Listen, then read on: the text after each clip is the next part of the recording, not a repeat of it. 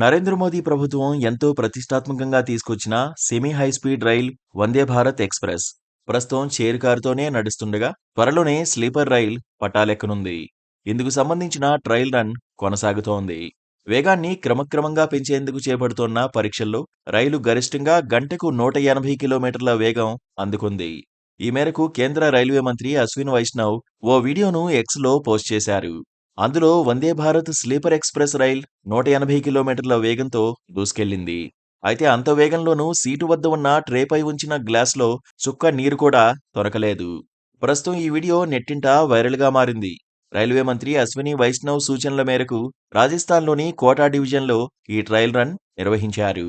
జనవరి 1న రైలును 130 కిలోమీటర్ల వేగంతో నడిపారు. ఆ తర్వాత దీన్ని క్రమంగా 140 కిలోమీటర్లు, 150, 160 కిలోమీటర్లకు పెంచారు.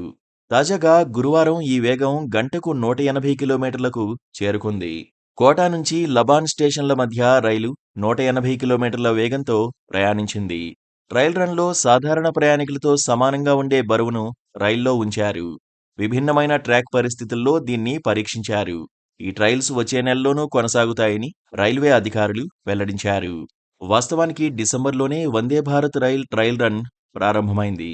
మధ్యప్రదేశ్లోని ఖజురహో నుంచి ఉత్తరప్రదేశ్లోని మహోబా రైల్వే స్టేషన్ల మధ్య 2 రోజుల పాటు స్లీపర్ రైలుకు ట్రయల్ రన్ నిర్వహించారు.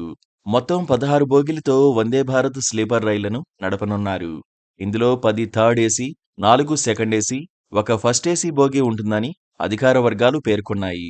సీటింగ్తో పాటు లగేజీ కోసం 2 బోగీలు అదనంగా అందుబాటులో ఉంటాయి.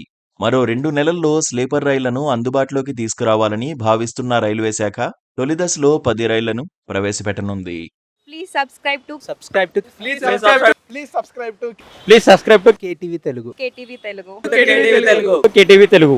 KTV Telugu channel.